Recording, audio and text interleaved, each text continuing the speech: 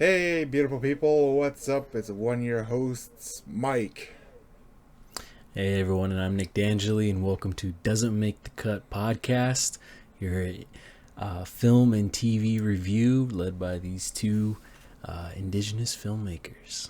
Indigenous indeed, and a wise man once said it's a good day to be indigenous. Oh yeah, man. Alright, so, Kenobi, episode 1. Because it's still fairly new, we are going to do non spoilers, so I'll be honest. Tuesday Mm. night, I couldn't sleep. I was too excited. But the following morning, after I watched it, it wasn't half bad. I still came with cautious expectations, but you know what? I liked it. Yeah, that's for sure, man. I Same thing. I waited until midnight. Thankfully, I was at work.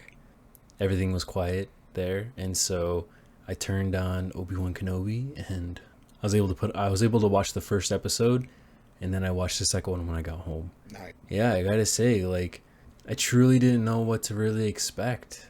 Wow, like I am truly pleased with what we have right now, and I can't wait to see what's gonna be coming with more. No, absolutely. For the most part, I did like it. There was some decisions that they made that I don't agree with. That being said, the LED technology, that shit still blows my mind, and it really does look so seamless right next to the actors. Is that what they're using? Because I know they use that for Mandalorian. They're using that for all, like, with the series as well? I think so because I remember seeing Pedro Pascal review Pedro Pascal giving the interview with Ewan.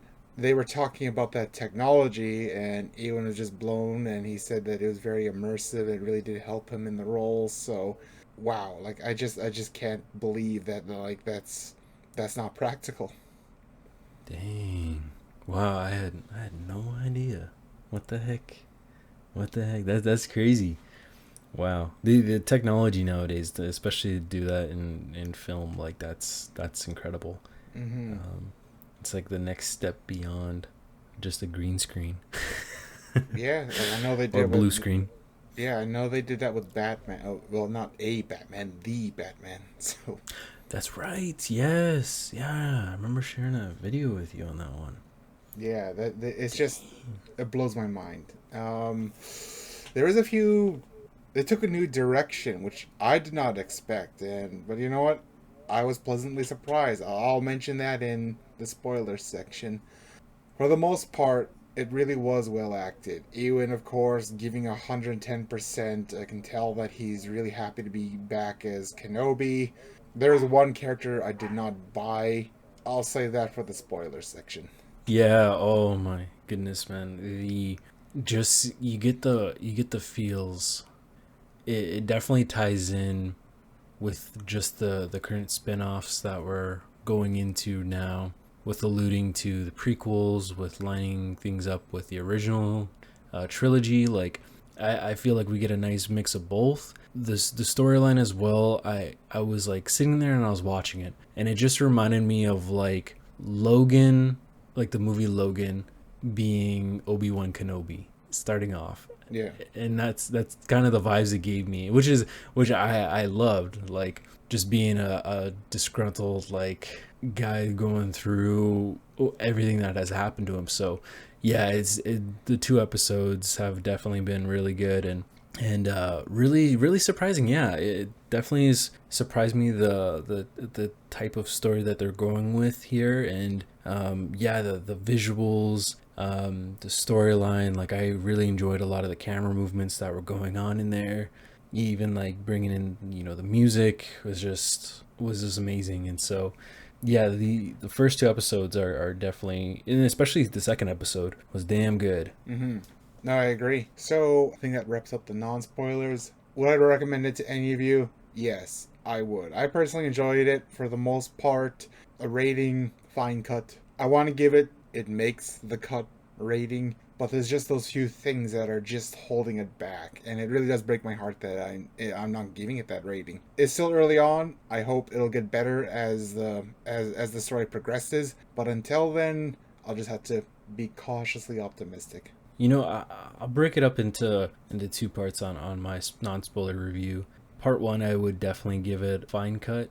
It was a good intro to what we have going on. I did want the need of having more, which was able to get into part two of the episode, like in the series episodes, which I felt made the cut. But yeah, overall for the show so far, yeah, it's just gonna be really intriguing on where they go for Obi-Wan Kenobi. You're my only hope. You're my only hope, and Kenobi, you are Star Wars fandom's only hope right now. So, right, well, at least right next to Mando. That wraps up non-spoilers. We're going to give you guys a good maybe 10 seconds to leave, so I don't want to hear it in the comments. So, anyways, we'll see you in the spoiler section. Cueing that game show host TikTok. The do do do do do do. All right, and if you're still here, welcome to the spoiler review. Welcome to spoilers. You are part of the cool kids club here. Okay, so we're going balls deep. Well, I'm going straight to the negatives. I'm going to get this right out of the way so that way it doesn't sour the rest of the podcast. The rest of the review. Sounds good, man. Sounds good, man. Give me the bad news first. The biggest one, Reva, the third sister. I don't like her. She's so over the top. She just feels far too cartoonish. She's trying way too hard to be this badass. The villains of Star Wars that I know are usually calm and collected, and with her, I just don't buy it. Oh, fair enough, man. Fair enough. So, what for her, it's definitely a interesting villain that we have going on here. I was slightly a little bit confused on, yeah, I guess trying to see like what her true intent is for wanting to come after Obi-Wan Kenobi. You know, kind of just being, you know, which is a nice change up in a certain villain, but yeah, and considering too, like Inquisitors, they're former Jedi, right? I do want to touch base on that. I seriously doubt that Darth Vader would tolerate this insubordinance. Like he killed someone for jumping the gun in an ambush scenario, and no, he demands full obedience. And while I understand what they're trying to do with Reva, I don't think he would tolerate that at all. Yeah, no, it's definitely gonna be interesting to see the aftermath of how she took out her fellow brother there, the Grand Inquisitor. Damn, that was a shock, dude. I did not see that coming. Yeah, I know. Like people are, I know people are upset that he's dead because if anyone's seen Rebels, the Grand Inquisitor died a different way. I don't think he's dead. Like the Empire has access to like the latest technology, like probably the best bantha bathing pods they have. So I think they're just gonna drop him in there. Vader's gonna be like, "The fuck, bro." Oh, that'd be interesting. That'd be interesting. The one thing that for me wasn't quite working was Obi-Wan using guns. Oh, so uncivilized. Yeah, that's just, you know, and that's just like the thought I was just having throughout watching it. You know, it just him using the guns and stuff. Like I understand, like he's taking this, you know, throughout the episodes, like he's not wanting to be a Jedi anymore because of what has happened, and him taking on the guilt of in his mind that he killed Anakin. Mm-hmm. And so of just what has happened with the Jedi, they're no more.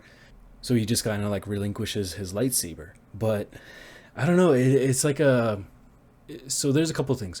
There's that one with him not using the gun. I don't know. To me, it just feels like completely out of character for him. Right. Even though he's isolated and stuff like that, I mean, I don't see him just picking up a gun. And then, well, I guess this kind of works for the storyline too, but it kind of tripped me out, like seeing like a 10-year jump which I guess in our predictions, we were talking about that, about it's going to be going with multiple years going in. But I don't know, because we start off in the when the clones attack the Jedi Temple. We're having that going off, and then we see these young Jedi leave, and then all of a sudden it's like 10 years later. Yeah. And sometimes I don't mind that, but damn, I'm just like, damn, that's a long time. Yeah. 10 years is a long time. Like, I wish like we saw a little bit of something. I guess for storyline purposes of what they're wanting to share in this, I guess that's understandable. But besides those two things, besides those, I really enjoyed this. The scene going back to the beginning, it kind of reminded me of when we were seeing Grogu's past in The Mandalorian. It almost made me feel like I have to rewatch that piece again, but it almost seemed like the angle they had almost reminded me of what Grogu saw. Yeah, so I was like, oh, that's pretty cool. And then we got to see like in episode 2, well, in episode 1 as well, we're following not only Luke, but we're following Leia as well. Big surprise And there. Like, I wasn't expecting that at all. I do want to touch base on. I'll take us a couple of chapters back on Obi-Wan using a gun. To me, it makes sense. Well, I agree with you. Like, yeah, like Obi-Wan has a high disdain for guns, like just like Batman. So, but anyways, so it kind of makes sense because if he uses like a sword-esque weapon, people are going to recognize right away that, okay, this guy must be trained. He's probably a Jedi. It kind of makes sense. I think more often than not, he might use the Force, which I have expected in episode 1 when the boss was like, everyone gets half credits and blah, blah, blah. Like, and Obi-Wan looks like he's going to do something. And I have expected, is he going to do the mind trick thing? Like, you will give us full credits. Oh yeah, yeah. I kind of expected a little bit something there too. Yeah, but we'll probably see it later on down the line. But yeah, and I know in. Do you mind spoilers in Clone Wars? Yeah, no worries. Okay, so I know, like, I'm not sure how far you are in Clone Wars right now, but I know, like, in one of the episodes, Obi-Wan did actually use a sniper rifle while he was in deep cover. Oh wow. So he will use it if necessary, but for the most part, I know he doesn't like guns. As for other negatives on my side, this does tie in with Leia here. Some of the editing on her chase scenes, like, it could have used like a couple extra frames just to tighten that up. And I know, like, you can't like ask a 8-year-old. Well, first of all, she does not look 10. Like, she looks way younger than that. If she Yeah. is 10, then she's got to be the shortest 10-year-old I've ever seen. But anyways, some of the editing could be chopped down, and even like some of the cinematography, like some of it just looks so janky and it's just so wobbly, especially when Obi-Wan was talking to the young Jedi in the desert there. And I'm just like, so was this whole scene improvised or something? Because the camera work just looks so goddamn shaky. Yeah, I thought that was intentional. Oh, like when I think shaky cams, like I think action scenes or really tense moments where there's a lot of tension between two characters. But here they're just like Obi-Wan's just like, the only way you gotta survive is you gotta hide, like truly hide. And I'm like, I don't think that truly warrants a shaky cam treatment. Yeah, maybe that they were trying to go for something and it didn't 100% hit, Yeah. which happens. Yeah, it happens. Yeah, yeah. I think yeah, there were a couple moments, yeah, with the camera choices. Like I enjoyed a lot of them, but yeah, there were certain times. I guess that's kind of where that film background comes into place, where you kind of feel like a certain piece or someone's coverage, or even just like the way they have the camera. You always like look at it and you're like, oh, that really works. And then sometimes you're kind of like, I don't know, like if they pull it off a little bit like this, maybe that could have had a little bit more of an effect to it. CC agreeing with me there. But yeah, that's definitely the most interesting part. I'll definitely say, like, since going to film school and just watching many movies, and when you create your own, it's really hard to go back and try to enjoy watching something without thinking nonstop about how did they do this, or what's going on here. Like I know something's going on in the back, like and so much so that that's why we made this podcast. And so yeah, so it's been interesting. The one thing I think it was you, because I thought Vader was gonna show up in episode 1, but I think you said he's gonna come in episode 2, and he did. That was a fluke. First of all, like I just like, in fact, something brain fart. But anyways, that was a complete fluke. Like it was just a bark. It was just it's something I did not expect. It was a nice tease at the end. I suppose I'll wrap up the last negative, the last of the negatives. Or rather, this is a two-parter. The parkour in episode 2, where Reva's like doing all this parkour shit. I'm just like, it looks amateurish. When I think it tails back to Book of Boba Fett. When I think of Star Wars, I don't think of parkour, so I don't see that happening. The second one is when they're on the rooftop and Obi-Wan's literally pinned down by 3 different bounty hunters and the very next scene, it just cuts to him going back to Leia, and my inner question just like, whoa, what the hell happened? Wasn't he fighting 3 bounty hunters? Right. Yeah. So that's a good example of the editing there, where it didn't quite make sense. Because looking back, really thinking about that too. Because we saw Reva trying to, like, she was in very good sights of them. Like she was from a distance. It took her forever to get there, even though she was doing all those parkour moves. And then there was the bounty hunters on the roof, and then Leia all of a sudden falls off. I think that was like, whether it was like their coverage or the editing or what, but it did feel pretty choppy. Yeah. And it kind of like jumped on certain things that didn't quite necessarily make sense there. Yeah, and then all of a sudden, she was falling off the roof, and I mean, I thought that was cool, and Obi-Wan like saved her, but just like barely. Yeah. Oh man, almost had to get a variant of Leia there. They changed the timeline. Leia dies. So yeah, what the heck? So yeah, there were some interesting choices there. But that's enough bitching. I'm pretty sure that's all my negatives. The positives. This is the first time we've seen Kenobi, this is the first time we've seen Ewan McGregor as Kenobi in a long fucking time. And I'm gonna say, fucking finally. Jesus Christ. Yeah. Oh man, it is such a joy seeing him back, and he's giving me Logan-esque vibes. It's awesome seeing him back in, and what he's been up to, and his current mindset, and how he's still haunted about his actions of what he did to Anakin. Yeah, and it's amazing. It's amazing seeing him back. It almost feels like surreal too.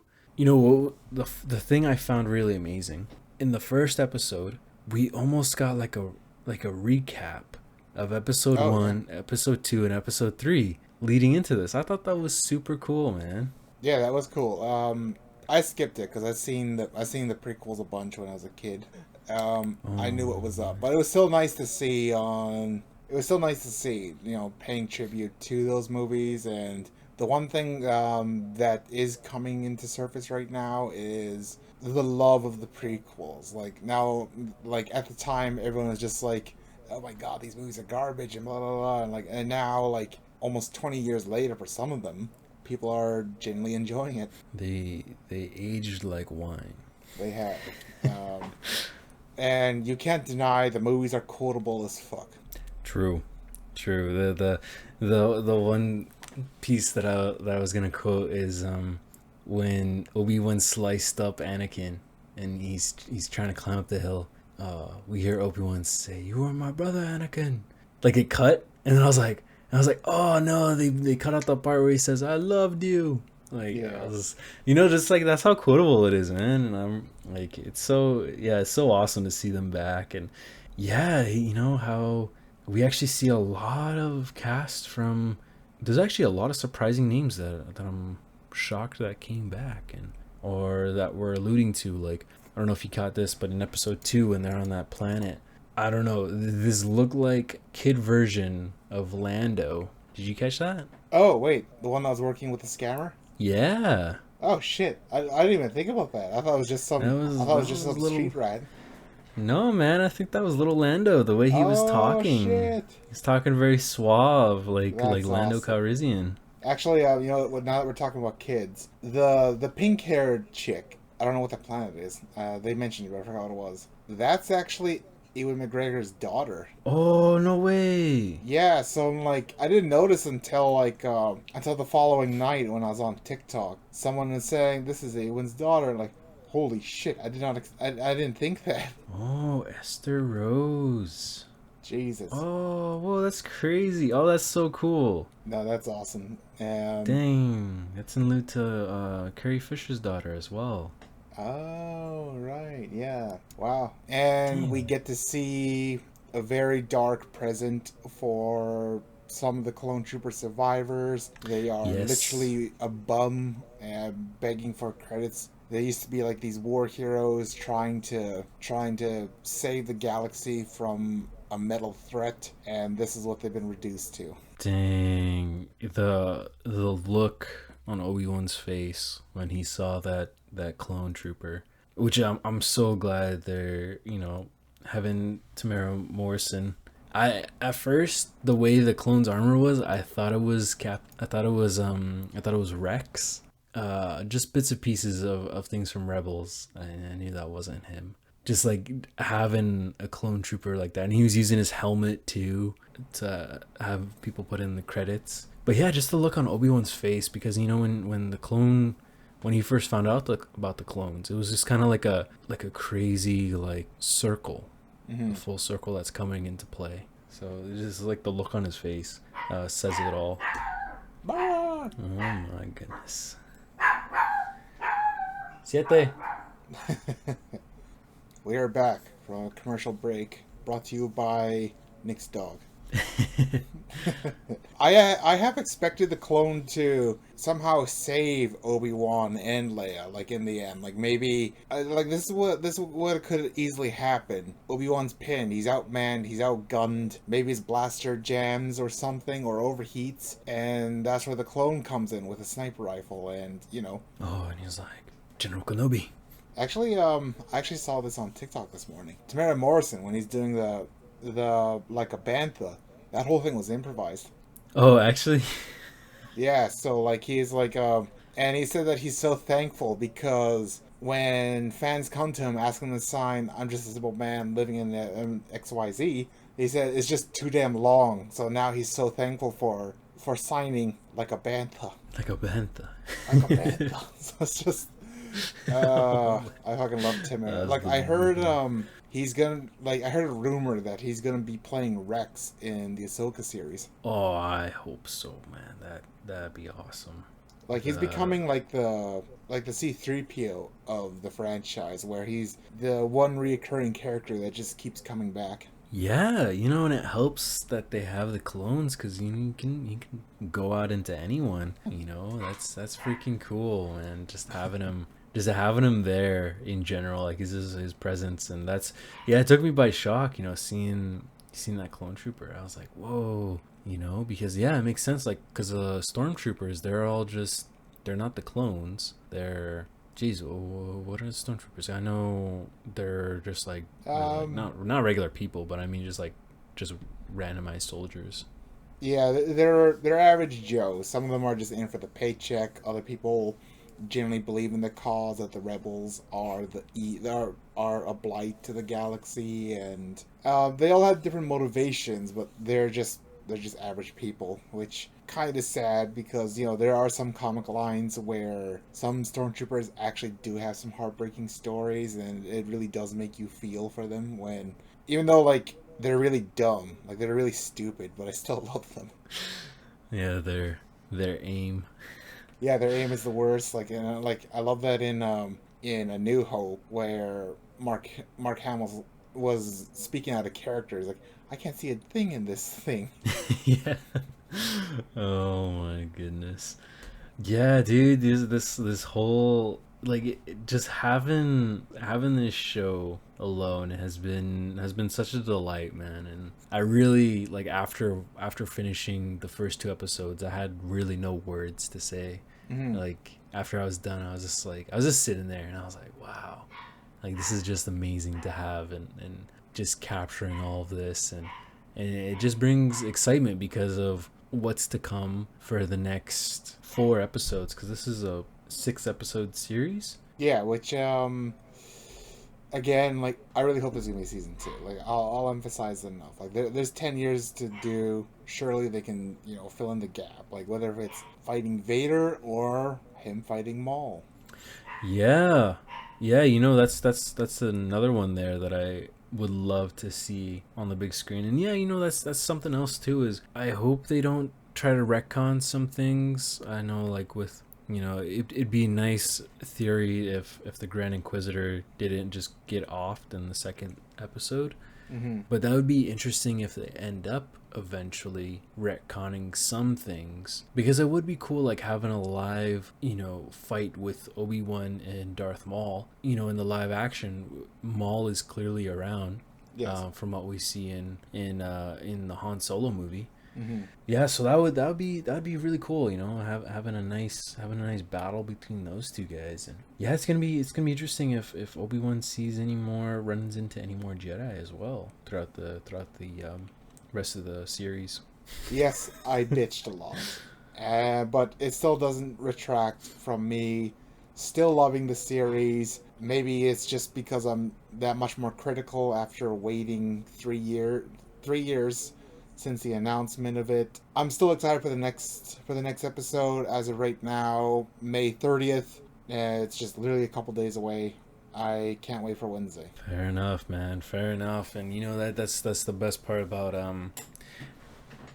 about our perspectives on things like this, because for me, I kind of always feel like I'm easily entertained and, and easy to please. Yeah, yeah, it's definitely something that I'm really excited about to see what's going on. Hmm. Now that we've been talking to, I was kind of choked that I didn't like. Well, hopefully, we get to see Obi-Wan with his lightsaber in episode 3. That was the one thing that I wish had happened in the second episode, but you can't please everyone. So yeah, I'm just looking forward to what's to come. I've been very very excited about what we've seen so far. But yeah, it's about damn time that we get to have this Obi-Wan Kenobi series, and to finally have it is, oh man, dream come true, man. Obi-Wan's always been my favorite, man, especially like dating back to freaking elementary school. Hmm. I remember one of my good friends at the time is when we were growing up, we'd play Star Wars, and we'd always play the episode 3 of the big Mustafar fight. And I would always like play as Obi-Wan, and Hmm. we'd get in trouble too because we'd be like pretending to have a lightsaber fight Oh. when there was like nothing in our hand. It was literally just like a pretend lightsaber, of imagined lightsaber, Hmm. and we'd get in trouble for that. But yeah, Obi-Wan's been my guy since I can remember, and so having him have his own series is incredible, and the amount of talent, the amount of production, and the care that we're seeing in this is really amazing. I can't wait for the rest of the series. Absolutely. And that kind of sums us up. Like, you're like a dog, you just love everything. I'm like a cat, you gotta work for my love. So, True, true, and you hit the right spots for you, and you be very pleased. yeah, yeah. Just take 80 milligrams of catnip and see where it takes me. Oh man. Jeez. Oh my goodness. All My right. goodness. So, yeah, as I stated in non spoiler, fine cut rating. I want to give it a. It does make a cut rating, but we'll have to wait and see for the series finale. Yes, yeah, the overall rating.